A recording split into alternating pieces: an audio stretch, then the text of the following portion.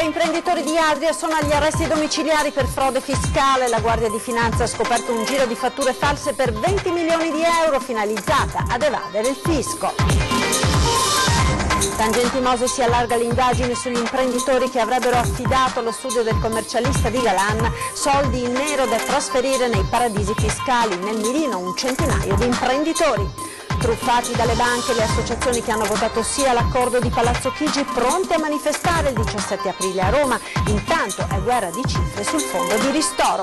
Baby Gang a Venezia, in rete il video impressionante dell'ultima aggressione per una sigaretta negata al branco prende a pugni e bottigliate due coppie di fidanzati. Distrutto a mazzate il Cippo in memoria di Antonio Lipiello, il poliziotto ucciso nel 2000 durante un inseguimento in tangenziale a Mestre, l'amarezza di colleghi e familiari.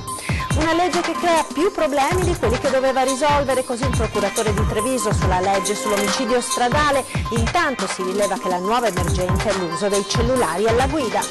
Inaugurata all'ospedale Cafoncello di Treviso la nuova oncoematologia, presentati anche il polo ambulatoriale della Breast Unit e numerose apparecchiature di ultima generazione. Buongiorno e ben ritrovati con la prima edizione dei notiziari di Antenna 3. In primo piano la cronaca con l'operazione della Guardia di Finanza di Adria che ha portato a scoprire un giro di fatture false per 20 milioni di euro. Ai domiciliari sono finiti 3 imprenditori. Frode fiscale, 3 imprenditori sono stati arrestati dalla Guardia di Finanza di Adria che ha accertato l'emissione di fatture false per 20 milioni di euro. Gli indagati, tutti agli arresti domiciliari, avrebbero costituito un'associazione a delinquere finalizzata alla frode fiscale. Le indagini avviate nel 2018 avevano portato alla denuncia di 11 persone, poi al sequestro di 460.000 euro. Il metodo era quello delle ormai note società cartiere. Venivano infatti costituite una serie di società fittizie operanti nel settore della commercializzazione di auto e bevande, utilizzate come filtri per mettere sul mercato beni a prezzi decisamente inferiori a quelli di mercato in quanto privi di IVA. Le società venivano subito liquidate creando un continuo intreccio di schemi ideato apposta per rendere sempre più difficoltose le verifiche tributarie. Il giro di fatture false accertato dai finanzieri è di 20 milioni di euro. E ora l'inchiesta sui fondi neri alimentati dalle aziende del nord-est, oltre 100 i nomi eccellenti dell'imprenditoria veneta e non solo finiti nella lista nelle mani della Procura di Venezia. La vicenda Mose non finisce mai di stupire. Il commento pare sia di uno degli investigatori che dal 2014 stanno portando alla luce l'intera vicenda di tangenti legate ai cantieri più grandi e più esosi d'Europa. E come tutte le inchieste, quando inizi a scavare emergono altri filoni di indagine, che nello specifico è una vera e propria organizzazione per la gestione del nero del nord-est. Perché da qualche settimana è il mondo imprenditoriale veneto e non solo sotto esame della Guardia di Finanza. 100-200 nomi, più o meno noti tra i capitani d'azienda, fanno parte di una lista di evasori fiscali per importi davvero importanti. E tutto con al centro una vera e propria macchina dell'esportazione valutaria verso la Svizzera e da lì nei vari paradisi fiscali sparsi in tutto il mondo. I riferimenti individuati dai finanzieri portano a Padova dal commercialista Paolo Venuti, uomo di fiducia di Giancarlo Galan, ex Doge Veneto, che ha patteggiato per le tangenti Mose. Fiamme gialle che arrivano qui proprio sulla scia del denaro intascato e che qui incrociano altri 3 nomi, quelli dei commercialisti Penso e di Filippo Manfredi Sammartino di San Germano d'Agilé, intermediario finanziario svizzero. Ed è qui che salta fuori la lista degli evasori, molti dei quali, va detto, hanno successivamente utilizzato lo scudo fiscale per far rientrare il denaro. Niente proventi di droga o armi, solo nero in tagli da 50 e 100.000 euro che partivano con corrieri da Dolo o Scorzè per poi rimbalzare in conti correnti o altre piattaforme finanziarie in tutto il mondo. Denaro che poi finiva in investimenti immobiliari a Dubai o aziende in Romania. Milioni e milioni di euro, in parte anche bruciati in aziende poi fallite e dissolte nel nulla, in quel rischio d'azienda che gli imprenditori veneti conoscono molto bene. E Galan? Lui avrebbe avuto memoria solo per il conto da 1,5 milioni di euro di tangenti Mose, che i finanzieri ritengono finiti nel conto di Veneto Banca, con la K perché è croata. È sempre più alta la tensione attorno al fondo risparmiatori, soprattutto dopo i dati che sono stati pubblicati sul DEF, il documento Economia e Finanza, e le associazioni sono sul piede di guerra, pronte a manifestare il prossimo 17 aprile a Roma. Il teatro dell'assurdo, il DEF dà i numeri e sono numerini. Per il fondo indennizzo delle vittime del crack delle banche popolari ci sono 75 milioni di euro quest'anno, 325 milioni il prossimo e 425 nel 2021. E siccome la politica è un'opinione ma la matematica no, la somma fa 825 milioni di euro, che non è esattamente il 1,5 miliardi promesso, giurato e assicurato dal governo. Che fine hanno fatto i 675 milioni che mancano all'appello? I risparmiatori si innervosiscono. La pagina 128 del documento Economia e Finanza diventa virale. La questione è sempre più incandescente, ma il sottosegretario Massimo Bitonci butta acqua sul fuoco. È logico che più tardi e più in ritardo arriva il decreto, meno possibilità c'è di effettuare la maggior parte dei pagamenti nell'anno 2018 e quindi la programmazione corretta è stata una parte nel 2018, 2019, 20 e 21, quindi 1,5 miliardi rimane. Le cifre che appaiono sul DEF sarebbero solo una previsione di cassa. Il vero problema però è che al di là dei tecnicismi il rubinetto dei risarcimenti resta congelato. Il Premier non più tardi di 5 giorni fa ha convocato a Roma le associazioni proponendo un accordo messo ai voti e promosso da 17 associazioni su 19, una maggioranza quasi unanime. E allora perché Di Maio continuerebbe a sostenere che se non sono d'accordo tutte le associazioni non se ne fa nulla? Per il Movimento 5 Stelle, le due associazioni che si sono opposte all'accordo hanno forse il diritto di veto? In tal caso una minoranza terrebbe in scacco tutti i risparmiatori che non la prendono bene. Sappiate che da questa sera c'è uno stato d'allarme generale di tutti i risparmiatori. Le associazioni si preparano a scendere in piazza. 17 su 19 spingono perché l'accordo proposto dal governo diventi operativo così come previsto, risarcendo senza arbitrato chi abbia un reddito fino a 35.000 euro o un patrimonio mobiliare sotto i 100.000 euro. Settimana prossima dovrebbe andare la modifica della norma primaria, quindi quella che è scritta in legge di bilancio, per recepire quelle che sono state le indicazioni della Commissione europea. Noi abbiamo calcolato che quasi il 90% dei risparmiatori potranno avere un ristoro immediato. Baby gang a Venezia, mentre si sta ormai per chiudere il cerchio delle indagini sui giovanissimi delinquenti, gira in rete il video dell'ultima impressionante aggressione. Risale a sabato sera, quando i ragazzi hanno agito come un branco ed in seguito ad una sigaretta negata hanno aggredito a pugni e bottigliate 2 coppie di fidanzati e una ragazza. Vediamo quindi le immagini girate con il cellulare da un passante.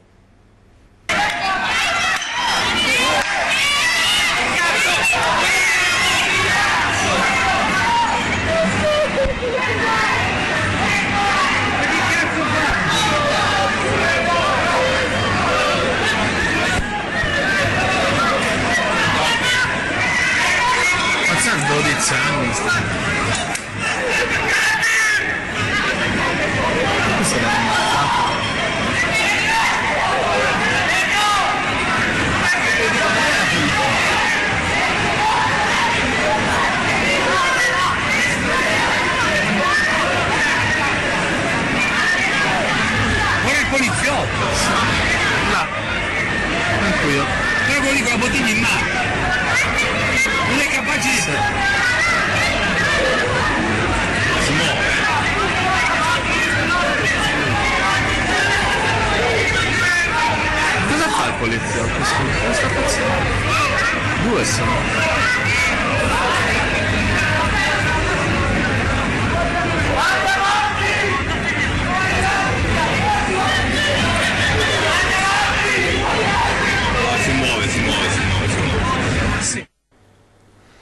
E vandali in azione a Mestre, distrutto a mazzate il cippo in memoria del poliziotto Antonio Lippiello. Sentiamo i dettagli al telefono, ci aggiorna Ilaria Marchiori, buongiorno.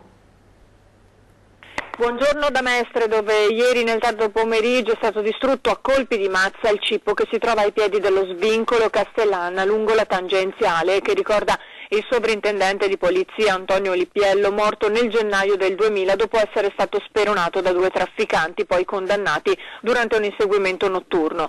Ci sono pochi dubbi sulla volontà del gesto, si tratta di un deliberato atto di vandalismo, uno sfregio alla memoria di un poliziotto morto nell'inseguimento di un trafficante. Nei pressi del cippo, tra l'altro, è stata proprio trovata la mazza che hanno utilizzato per demolire il monumento in pietra. Un gesto che è stato naturalmente condannato da più fronti, a partire dall'assessore comunale alla sicurezza Giorgio Deste, che ha commentato sui social: maledetti, spero vengano identificati e poi ne riparliamo, codardi. E ancora il sindacato di polizia FSP, che lo definisce un atto vile e vergognoso che dimostra odio verso lo Stato e le forze dell'ordine. Da Mestre è tutto, restituisco la linea allo studio. La politica ora, perché con parole durissime ieri l'europarlamentare padovana Elisabetta Gardini ha deciso di lasciare Forza Italia. Sentiamo. Dopo 15 anni la notizia di quelle che fanno rumore. Elisabetta Gardini, che aveva iniziato la sua carriera politica nel 2004 candidandosi proprio alle elezioni europee con Forza Italia, lascia improvvisamente il partito. Una decisione che però improvvisa non è e che arriva dopo una lunga riflessione e probabilmente molti bocconi amari. Chiedevo a gran voce, con proprio il cuore in mano, che si facesse qualche cosa per questo partito a cui ho dato, come tante persone, con veramente passione, e ritrovarsi invece in una scatola che non ha più anima, che ha cambiato completamente la ragione sociale. Era nato per il cambiamento, era nato per portare il merito nel paese, era nato per tante cose che invece oggi non ci sono più. In pratica il suo primo appuntamento con le urne c'era stata 10 anni prima una candidatura con segni. Le 34.000 preferenze raccolte in 4 settimane di campagna elettorale avevano convinto Silvio Berlusconi a nominarla portavoce nazionale di Forza Italia. Guardandosi indietro però il capogruppo uscente all'Europarlamento si accorge che nella sua visione ci sono stati troppi cambiamenti in peggio. Tutti i messaggi che sto ricevendo sono con me, sono anche loro tristi per una vicenda che si è chiusa male. Tajani è il Terminator, il dottor Morte di questo partito, ha fatto delle liste su misura per se stesso, ha regalato il nord-est a un tedesco. Non ho nulla contro il povero Herbert Dorf, una persona, voglio dire, affabile, un amico, ma certo non può chi rappresenta la minoranza sua di Bolzano rappresentare 22 province, perché di 22 province ha fatto il collegio. La Gardini chiede un confronto interno che non le viene concesso. Silvio Berlusconi come l'ha presa? E chi lo sente? C'è un cordone sanitario intorno a lui, io sono riuscita a vederlo l'ultima volta a fine gennaio, rincorrendolo. Curiosità inevitabile quella sul suo futuro e su una candidatura europea.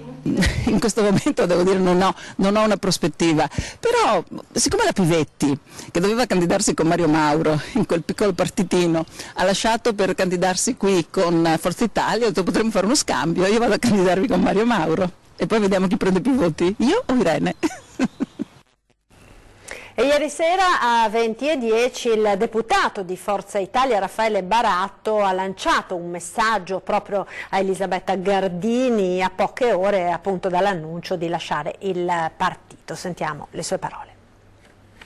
Ma Elisabetta sicuramente è una persona brava che ha fatto tanto per il partito, mi dispiace, mi auguro che ci ripensi perché sicuramente una come lei all'interno di Forza Italia serve. Dispiace che succedano queste cose qua, soprattutto a una vigilia di una campagna elettorale importante come questa delle europee, però dispiace che venga detto queste parole all'interno di un partito che credo che anche lei fino a qualche giorno fa stimasse soprattutto il Presidente Berlusconi. Poi dire che il Presidente Berlusconi sia attorniato dalle persone che non decida lui, credo che questo sia davvero un po' troppo da dire, perché credo che Berlusconi abbia sia la possibilità che anche la forza di poter decidere senza dover far decidere gli altri. Dopodiché anche certe parole dette verso il vicepresidente Tajani credo che non vada sicuramente nel verso giusto, soprattutto detto da chi fa parte da tanti anni e da chi che tutto sommato ha avuto anche da questo partito. Una legge che crea più problemi di quelli che doveva risolvere, così il procuratore di Treviso sulla legge sull'omicidio stradale al convegno che introduce a Treviso il terzo weekend sulla sicurezza stradale. Ed intanto dai dati si rileva che la nuova emergenza è l'uso del cellulare alla guida. Vediamo. Ecco cosa succede.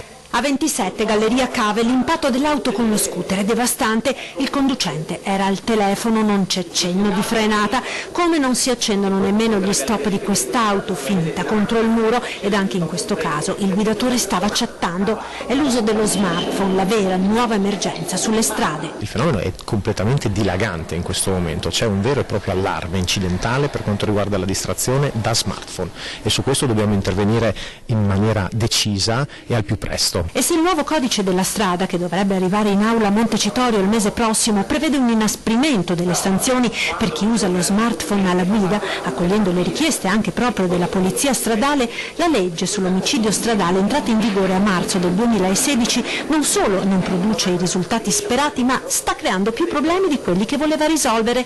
Le parole sono del procuratore Dalla Costa al convegno sulla sicurezza stradale a Palazzo dei 300 a Treviso, dall'incostituzionalità della parte relativa alle sanzioni accessorie ai reati perseguibili a querela di parte. Sono rimasti fuori quelli di lesioni stradali al periodo tra la vecchia e la nuova legge. Tutta una serie di problematiche che il legislatore, come sempre più spesso accade, non tiene in considerazione, perché non tiene in considerazione quale sarà l'impatto della nuova normativa sulla vecchia, non si pone problemi di compatibilità delle normative, quelle nuove con le vecchie, e tutto questo crea momenti di tensione nelle aule giudiziarie. Davanti agli studenti di 3 istituti trevigiani, con video e toccanti testimonianze, si è parlato di sicurezza stradale e di prevenzione. Molto fanno le forze dell'ordine con i controlli, ma non basta. È chiaro che più risorse si hanno, più si investe in sicurezza anche da questo punto di vista, però torno a dire molto è legato anche al discorso dell'educazione. Io credo che in questa materia la repressione sia importante, come in tutti i casi, però lascia sempre l'amaro in bocca. Veramente qui si tratta di fare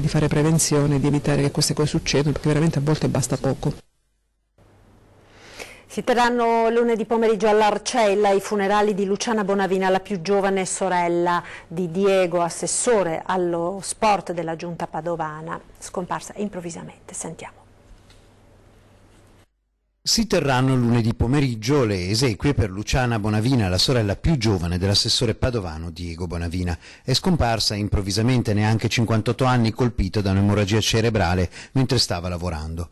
La famiglia, sotto shock, ha tenuto la gravità della vicenda riservata per un giorno quando ormai i medici non avevano dato speranze per la signora. Poi, ieri, la notizia è stata resa ufficiale. Per me questo è un dolore pazzesco, difficile da accettare. Siamo una famiglia molto unita e tra noi fratelli questo legame si ulteriormente stretto dopo la perdita dei genitori. Sovrastato dalla tristezza, l'assessore ricorda sua sorella, mamma di una ragazza di 19 anni. Le esequie di Luciana quindi si terranno lunedì pomeriggio alle 15 nella chiesa di San Lorenzo. Innumerevoli messaggi di cordoglio dal sindaco alla cittadinanza. Ci fermiamo ora per la pubblicità, restate con noi, a tra poco.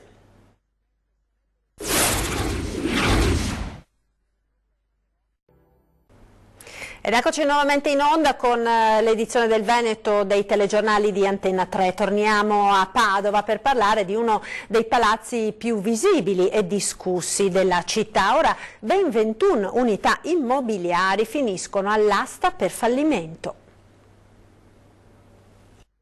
È il grattacielo azzurro della stazione di Padova, anche se pomposamente si chiamerebbe Torre Belvedere, uno dei peggiori esempi urbanistici della città del Santo per disposizione, volumetria e impatto estetico, semmai si possa parlare di estetica per questo edificio.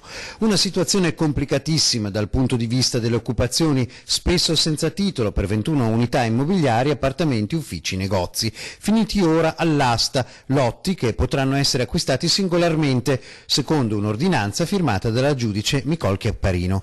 Un percorso lungo e accidentato per un palazzo di 65 metri, di cui una bella parte riferibile a un unico proprietario, chissà chi, che subisce la vendita delle sue proprietà pignorate per un fallimento.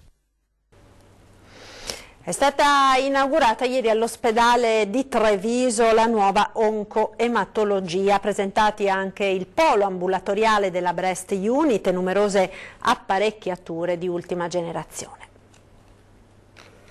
5 milioni di euro di investimento complessivo e una rivoluzione attesa al Caffoncello di Treviso dopo mesi di richieste non prive di polemiche da parte dei pazienti. Il nuovo reparto di oncologia accorpato a ematologia nel corpo centrale del nosocomio è realtà e questa non è l'unica novità in ospedale. Da oggi è rinnovato anche il polo ambulatoriale di chirurgia senologica e in altri reparti sono arrivate nuove apparecchiature di ultima generazione recentemente acquistate. Perché potremmo dire fra 2 anni abbiamo un nuovo ospedale, ci fermiamo e stiamo a guardare, ma siccome abbiamo bravissimi professionisti noi abbiamo bisogno di investire in tecnologie per dare loro la possibilità di lavorare meglio. L'ematologia di Treviso si arricchisce di 4 posti letto in un totale di 16 posti di degenza e di un nuovo day hospital molto più ampio e funzionale rispetto all'attuale, con l'obiettivo di far fronte alle richieste dei sempre più numerosi pazienti affetti da malattie del sangue. Questo comporterà migliore sintonia con gli altri specialisti, possibilità di avere subito prestazioni tipo TAC, ecografie. Al secondo piano del Caffoncello sarà attivato il polo ambulatoriale di chirurgia senologica con lo scopo di offrire alle donne affette da tumore al seno una sede più accogliente dotata di una sala d'attesa e 3 ambulatori dedicati. La neurochirurgia di Treviso ha acquisito prima nel Veneto e terza in Italia il microscopio robotizzato che rappresenta il sistema più avanzato per la visualizzazione robotizzata in microchirurgia. Questo strumento è completamente nuovo rispetto a tutti i microscopi operatori che ci sono stati finora ed è la base per quelle che saranno le prossime evoluzioni per almeno 15-20 anni. L'apparecchio angiografico biplanare di ultima generazione installato a dicembre nell'unità operativa di neuroradiologia diagnostica ed intervenistica del Caffoncello è un gioiello tecnologico del valore di quasi 1 milione di euro. Attualmente riusciamo a navigare all'interno delle arterie del cervello su arterie molto piccole di 1-2 mm con dei microcateteri per ottenere anche la cura di malformazioni vascolari che dovevano essere suscettibili di un intervento chirurgico tradizionale. Ed ora la scommessa imprenditoriale di Sergio Puppola che apre al Lido di Venezia una seconda rivendita di pane.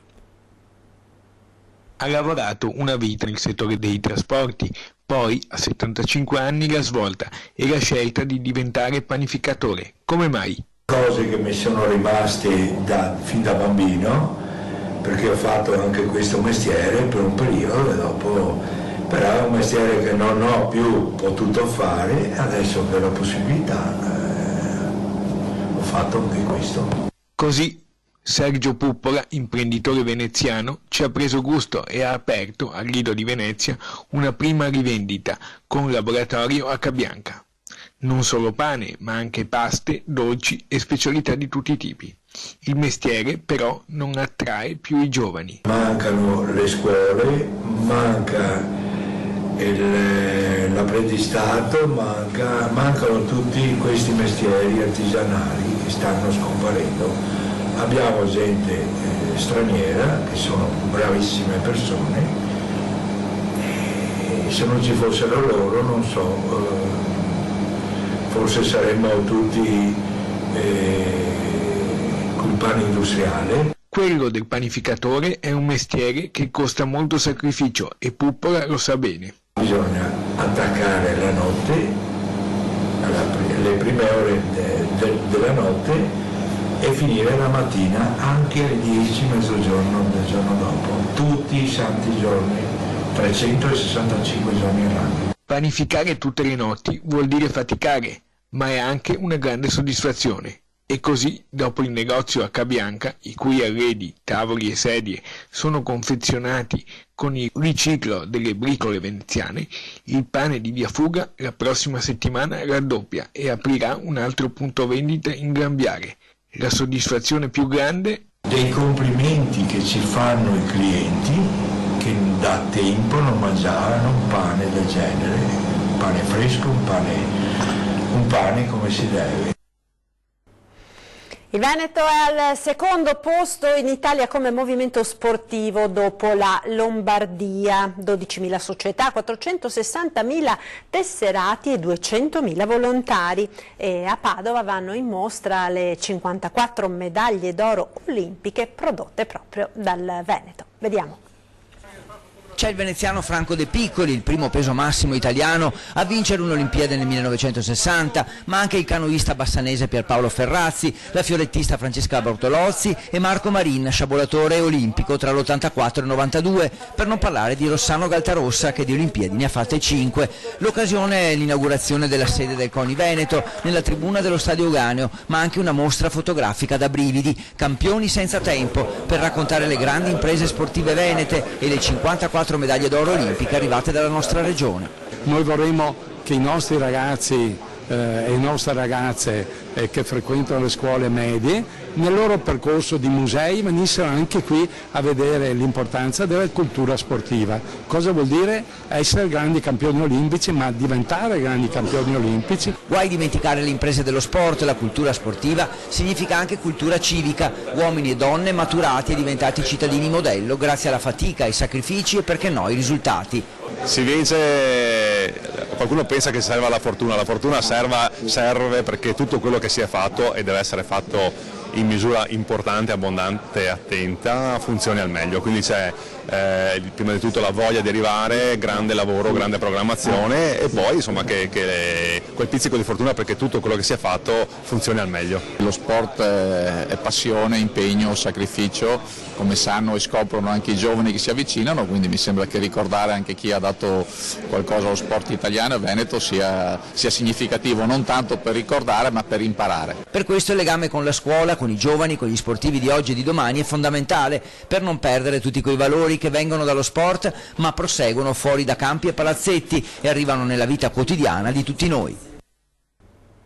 Ed era questo l'ultimo servizio, grazie per essere stati con noi, vi lascio alle previsioni del tempo. Buon pomeriggio, arrivederci.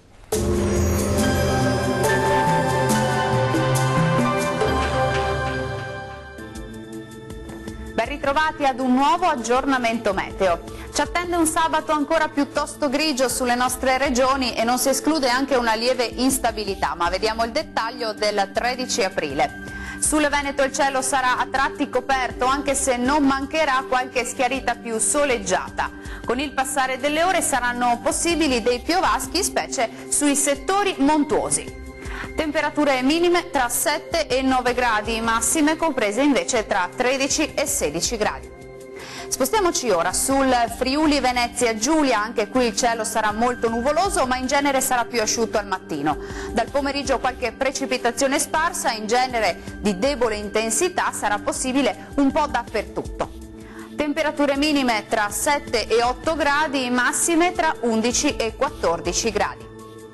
Raggiungiamo infine il Trentino Alto Adige. Andrà meglio nella prima parte della giornata, successivamente avremo nubi in aumento anche con isolati rovesci via via più diffusi entro la serata. Temperature minime tra 6 e 10 gradi, massime sui 17 gradi circa. Bene, dal meteo di Antenna 3 per ora è tutto. Arrivederci.